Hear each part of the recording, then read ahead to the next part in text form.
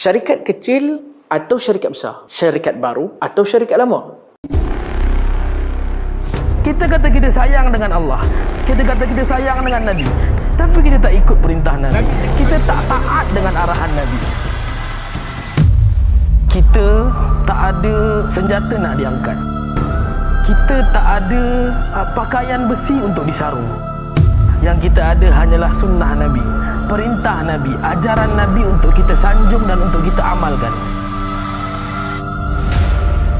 Benda ni memang menjadi zikir di kalangan orang ramai bila membincangkan berkaitan nak pilih pakej umrah. Saya melihat perkara ini perlu diluruskan dengan seadil-adilnya supaya kita dapat satu perbandingan yang telus. Tuan-tuan dan puan-puan, industri umrah dan haji adalah satu industri yang bertunjangkan kepada kepercayaan. Maknanya, siapa yang mampu buat calon pelanggan mereka percaya pada diri mereka, maka merekalah yang akan dipilih. Ini merupakan perniagaan yang melibatkan tempoh masa yang panjang. Suatu yang tak dapat dilihat dengan mata dan tak dapat dipegang dengan tangan selepas pelanggan membayar. Maka kerana itu, jual beli ini berlaku di atas kepercayaan semata-mata. Kepercayaan ini boleh datang daripada macam-macam aspek. Antaranya, image poster, kemasan pejabat, ikon agama, termasuklah berapa tahun syarikat itu beroperasi. Sudah tentu setiap syarikat umrah akan mainkan peranan dalam pengiklanan mereka dan mereka menekankan elemen-elemen sebegini. Apa yang saya cuba kongsikan agak berbeza, merujuk kepada kegagalan demi kegagalan,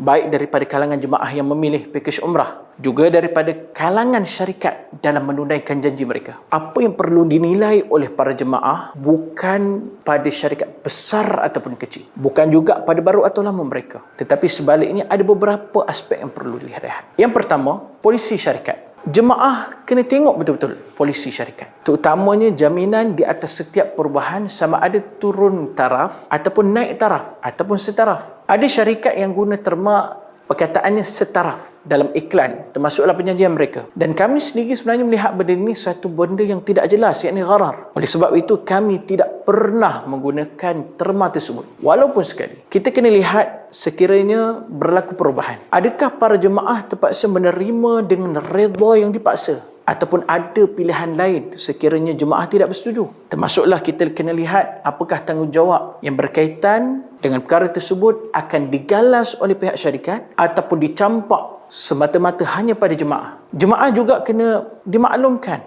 dengan garis masa, yakni timeline. Macam mana kerja pihak syarikat sekiranya pendaftaran dilakukan, bila nak buat grup WhatsApp, bila khusus umrah, apa tindakan selanjutnya dan lain-lain urusan yang berkaitan. Jangan pilih untuk kita berdaftar dengan mereka yang menggunakan terma, daftar dulu, yang lain nanti kita maklumkan. Dalam bab ni, saya kena sedar bahawa saranan yang saya bagi tahu pada tuan-tuan ini merupakan saranan yang agak kasar, tetapi elakkan bagi mereka yang menggunakan perkataan setara. Yang kedua, lihat personaliti pimpinan syarikat. Mungkin saya dilihat sebagai bias ataupun masuk bakul angkat sendiri dalam perkara ni. Tapi saya sendiri melakukan sesuatu yang saya nak orang berikan pada saya, iaitu kejujuran, ketelusan dan tidak bersembunyi daripada khalayak ramai. Syarikat kecil ataupun besar, baru ataupun lama bukanlah ukurannya. Para jemaah sendiri kena selidik. Adakah pengurusan tertinggi syarikat itu boleh dipercayai ataupun tidak? Dan kita boleh lihat perkara ini dengan merujuk kepada akaun media sosial milik mereka. Kalaulah diorang sendiri tidak dapat dihubungi ataupun dilihat, dicapai melalui jaringan media sosial, tak ada info berkaitan dengan program ataupun aktiviti, apatah lagi mereka ini tidak bersungguh-sungguh dalam mengiklankan syarikat mereka, mungkin boleh jadi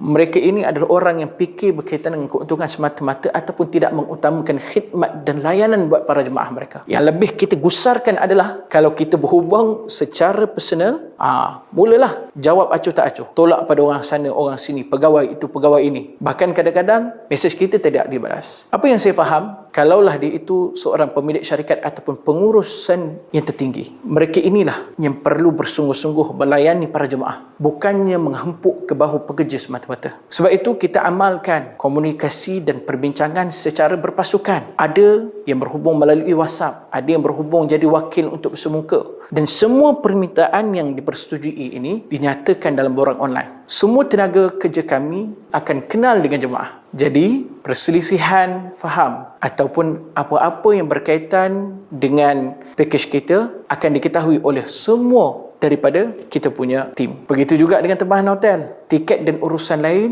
setiap di antara kami akan pastikan kami jelas dengan pergerakan syarikat. Yang ketiga, program dan aktiviti syarikat. Sekiranya sesebuah syarikat itu telus dan jujur dengan urus niaga mereka, tentu sekali mereka akan sentiasa mengemaskini program dan aktiviti mereka di dalam laman sosial mereka. Dan saya cenderung untuk berkongsi secara langsung, live di Facebook. Tak ada benda yang kita nak sembunyikan. Bahkan benda yang sangat kita pelik, macam mana sebuah syarikat menyatakan mereka ini berpengalaman, berjaya dan seumpamanya. Tapi yang ada di sosial media mereka hanyalah video-video yang muzik dan nyanyian sebagai latar belakang. Tak ada program khusus yang di-sharekan secara siaran langsung. Sekurang-kurangnya kita dapatlah nilai sejauh mana mereka itu serius di dalam menguruskan perjalanan jemaah umrah dan juga haji. Kesimpulannya tuan-tuan, kita perlu faham, syarikat yang baru ataupun kecil, kita tak perlu takut-takut ataupun agak-agak untuk memilih dan juga menyaring. Tetapi bukan itulah satu prioriti. Yang pentingnya adalah kejujuran dan ketulusan di dalam bermuamalah. Kita perlu faham syarikat yang besar ataupun yang lama